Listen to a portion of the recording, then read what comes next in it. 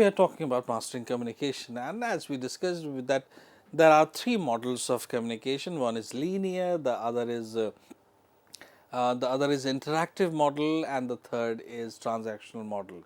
Now let's understand it. Linear model, there is no feedback mechanism. If I say something, you will hear, and there is no way that you can talk to me. So because there is no feedback. In interactive model, feedback is incorporated. You know, for example, Osgood Sheshram model or Weasley MacLean model, these are two perfect example of it, where two-way exchange with feedback loop is happening. Both sender and receiver share responsibility for communication effectiveness. Now the third model, which is transactional model, now it says that both are sender and receiver. I am sender, I am receiver also, you are receiver and you are sender also. And meaning is whatever the crux of the whatever the crux of the conversation, the meaning is co-created. The meaning is co-created. And the example is Barland's model or Dance's helical model. Now, environment is incorporated in Barland model, and Dance's helical model says that longer the conversation, longer the communication, it is more complex. Shared field of experience shapes meaning. Now, so technically we have talked about three types of communication streams. One stream says that I speak, you don't, there is no feedback mechanism. Second says that I am also talking, you also talk, and let's understand. And the third says that the meaning is only co-created when you and I are participating in the process and the shared field of experience is shaping meaning. Now, it depends on the situation, context, that if you remember Aristotle that I was talking about, that context is one of the most important criteria in the equation of communication, and everybody has got specific elements. Somebody calls it noise, somebody calls it entropy, so a lot of other things are there. Now, let's, a very interesting thing, how this understanding, forget about communication. Now, how do we understand things? That is one very important thing, that how do we understand? What is the evolution of understanding? What is the process through which we as human beings understand? Now, as the three models that I have talked about, as models evolve from linear to transactional, our understanding deepened. How it deepened? Communication is not just transmission. I say something, you hear it, and you follow it. Communication is not just transmission, but co-creation of meaning influenced by context, culture, and individual experience. So that is how we understand. We basically, when we communicate, it is not just I say something, you hear it, you say something, I hear it. No, it is not like that. It is very simple. It says that when you and I are involved, two parties, more parties, multiple parties are involved, whether all of us are creating or co-creating meaning, and that meaning has got a context, that meaning belongs to a culture, that meaning carries some individual experience. That is what, that is how we understand, that is how our understanding has always been evolving. that co-creation of meaning is there. Like suppose if I am talking to my friend and my father walks in, and if he finds that the conversation is really meaningful, it is progressing in a very positive way, in a very constructive manner. So my father is old and he will say, okay, okay, you guys carry on, you know, good, you guys are talking good thing. And then because he can feel that there is a meaning is being, the meaning is being created, that meaning which has got context, because he is also understanding that a culture that in which I exist. My father is also a product of that, and he understands the cultural context is perfect, is absolutely fine, and individual experience is also being enriched. So that's how he understand that conversation, this particular conversation, which is like, or this particular communication, obviously because of the intended meaning, is going in a right direction. That's how evolution of understanding have been taking place. Now let's understand very basic things, a very basic thing about communication, that there are a lot of people who say, now have you heard anybody saying that I really want to improve my conversation skill? Have you ever heard anybody saying it? That I really want to improve my conversation skill. Everybody says that I really want to improve my communication skills. So, as I said in the beginning of the lecture, that there has to be a very clear cut boundary between conversation and communication. Now, you have been talking, I mean, like suppose what, 2-year old child start mumbling, and there are some cases where 2.5-year-old child starts speaking also. So if suppose if somebody is 20 years old, so at least he or she has been speaking for last 17 or 16 years. You know, some boys and girls start by 2.5, 3, or 3.5, and sometimes some boys start at 4 also, because of the vocal cord, because it takes much time in case of a male child. So communication. So if communication is happening, now we have crossed the stage of conversation. Now let's talk about communication, which has got an intended meaning. You really want to convey something. Your the objectives are very clear in your mind, that this is what you want to say, this is how you will be saying it, and you mean this. So there is an intended meaning. Now, what type of barriers are there when it comes to communication? Now, the first, which is very important, is called semantic barrier. Now, it has nothing to do with the cement. Okay, so it's a semantic barriers, which is basically badly expressed message, or faulty transmission, or suppose specialist language. Now, suppose if suddenly during the conversation, during the lecture, I start talking about Kasa Yange the Varada Sulla Sullada. Now, have you understood it? I repeat it again. Kasa Yange the Varada Sulla Sullada. Now, this is technically a very different language in which the lecture is being delivered. You know.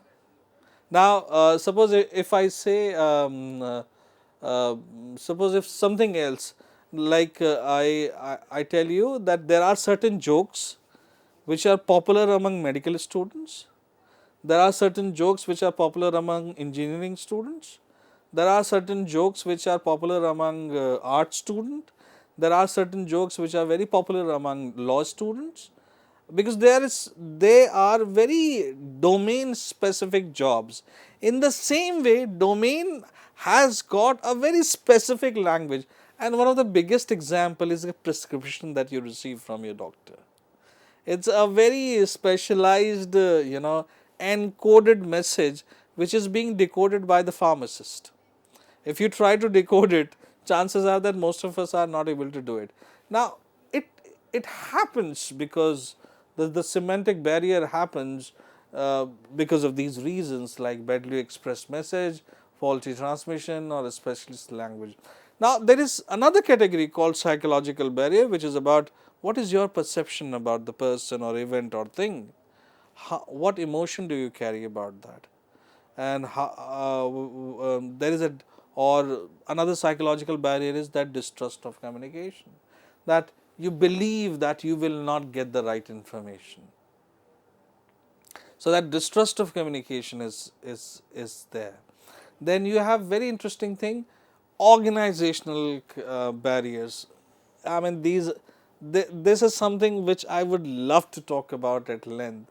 Organizational barriers, and then you have personal barriers also. So there are four types of internal barriers. Semantic barrier, psychological barrier, organizational barriers, and personal barriers. Now, organizational barriers, what are organizational barriers? It says organizational politics, rules and regulations of the organization, complexity of the organization, and organizational structure. Now, these are the organizational not behavior, organizational barriers. Now, what are the personal barriers? Lack of confidence, it can be in you also and in your subordinate also. Now, these are all, please understand that these things play a very important role in communication. Now, suppose or lack of time or attitude of your superior or failure to communicate or distortion and everything. Now, when everybody watches videos on phone, and one very interesting domain which has come up recently, what it is that usually it comes in my feed a lot. Are you worried about office politics? Come and learn from me. I will teach you how to handle office politics. I mean, now there are people who are dedicatedly taking sessions on organizational barriers and how to remove these. I mean, this is a new how should I say it? This is a new earning opportunity, for a lot of people. I'll be explaining about it quite often here and there, and I have put it in the slide that this is where these things work. So, but please understand that every organization has got certain aim. An organization is always bigger than the person. And organization also takes exceptions, no doubt about it, but organization has got certain policies. Sometimes it is not, sometimes we are not able to align with organizational politics, but there are maybe 10,000 people working in an organization. So it is not tailor made for anyone. It is a generalized thing. Now, understand that communication barrier can be caused by semantic, it can be psychological, it can be organizational, or it can be personal. Now, very interesting, there are subordinate barriers, there are inappropriate barriers or cultural barriers or feedback barriers or resistance to change barrier or non-clarity of assumption barriers. Please understand that these are actually the barriers. Trust me, like cultural barrier. Like, so suppose when I went to Bombay, interestingly, I was there for 4 years. And I am rather good at picking up languages, so I picked up Marathi also. And Marathi, not Bombay style Marathi, Pune Marathi, which is being spoken in Pune. So there are accent also. So I picked up Pune accent Marathi, and I lived there for 4 years. And a lot of people thought that I'm from Maharashtra only, because I at that point of time, it's like somewhere 8, 9, I was very fluent in Marathi. So I did not face any cultural barrier, but imagine the sort of news that you and I hear, that unless you don't speak Kannada, or unless you don't speak, by the way I spoke Kasa Yangendra Varada Sollada, it's a dialogue from a film, and which says, money, where is the money, why don't you tell me where is the money? So kasa yange in the varadu sollada. I don't have a problem picking up these cultures, but there are times when people are not able to pick up these cultural nuances, and because of it, a lot of uh, not only there is a problem in communication, there are other problems associated with it. Because I am talking about communication, I don't want to go get into those particular things. But every point, whatever I talked about, be that semantic barrier, somebody, I mean, it can be the biggest problem for somebody in his or her life. Psychological barrier, there is a stream about it. Then you have organizational barriers, and people get frustrated about it. Personal barriers, people have committed suicide because of these things. Subordinate barriers. I would rather suggest you do one thing to understand how barriers work. There is a very wonderful latest series called Ordinary Glory. It is a Korean drama by the title of Ordinary Glory. I think the entire series is of 40 or 41 episodes. Ordinary Glory. Look how interesting the name is. And it talks about every sort of barrier in communication. There are semantic barriers in that particular episode, particular series. There are psychological barriers, organizational barriers. That is the core barrier in that series. Organizational barrier, that's the core. Then personal barriers. Oh, I mean, it's beautiful. Subordinate barriers. Trust me, even the boss is under pressure that if the subordinate does not respect the boss, boss is also extremely under pressure. It is not only that only subordinates are under pressure. Even at many times, even the boss is under pressure.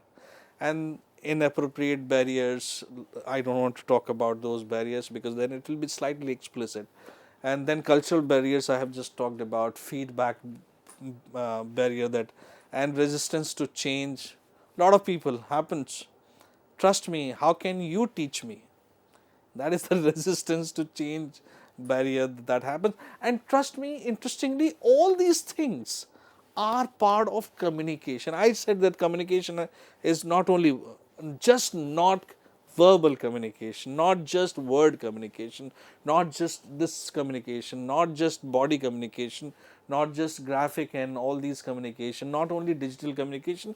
It's entirely a movie. This movie comes out entirely the meaning making process. So that's what it is. Now, let's understand some biases about communication. Those were the barriers of communication.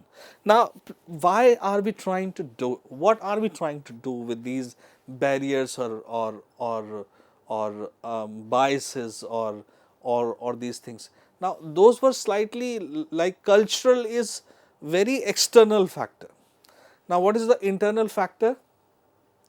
That I have a confirmation bias, and what is the confirmation bias? Now, this confirmation bias distorts interpretation. We favor information validation pre-existing belief. Now, please understand. Suppose I am your boss, and I don't like you. Let's keep a very straightforward equation.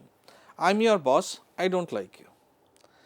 And if you make any slightest of the mistake, which is not harmful by the way, then the pre-existing thought that I have in my mind that you are unworthy of it, that harmful mistake will confirm that.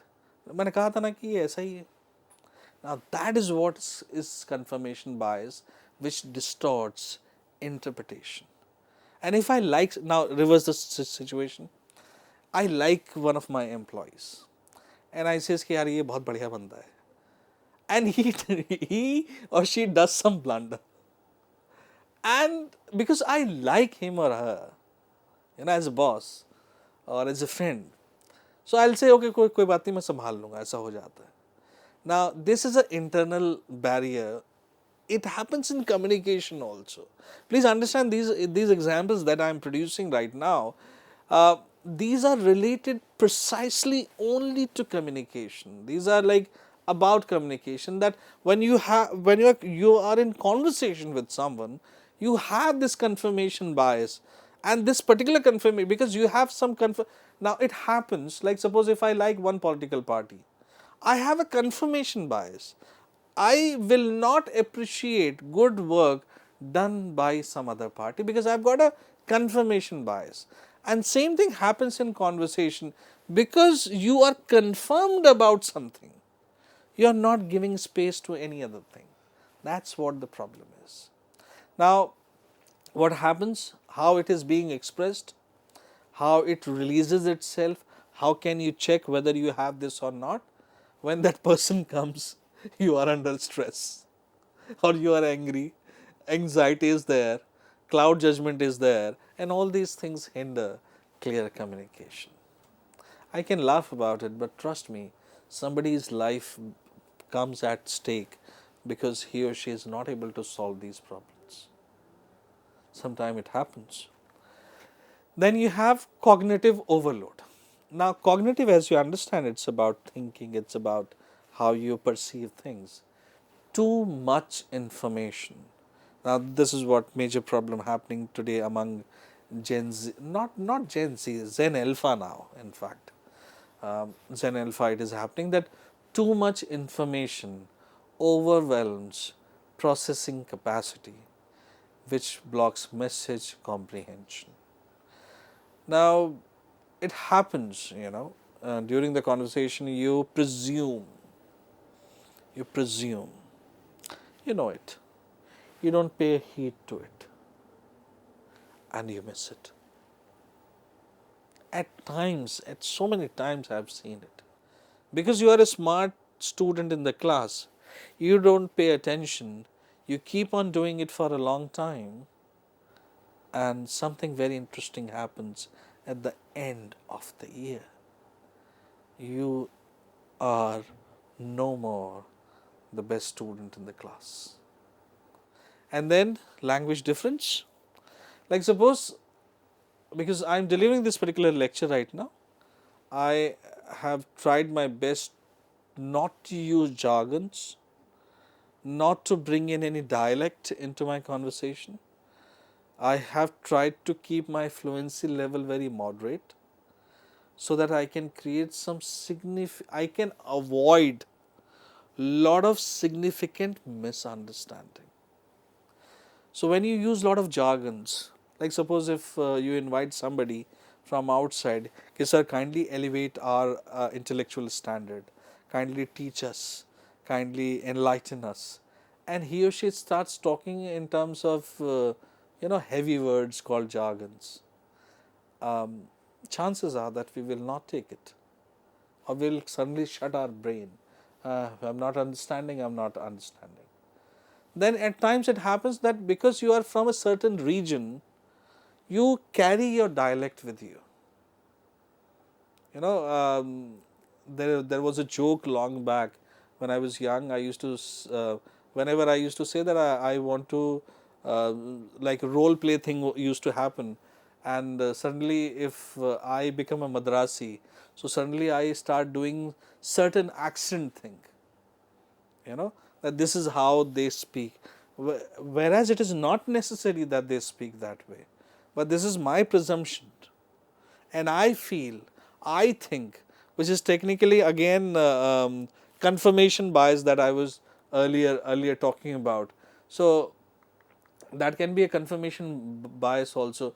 So I think that people from south, or people from Nepal, or people from Arab region, they speak hello, how are you, so this is my dialect bias also. Then obviously fluency level creates a very major role in terms of communication. If your fluency is good, chances are that you will be heard well. and chances are, and one struggles to increase that fluency level here and there. Now, very interesting thing, another barrier which is a hindrance in communication. Suppose I say that boss's boss is coming,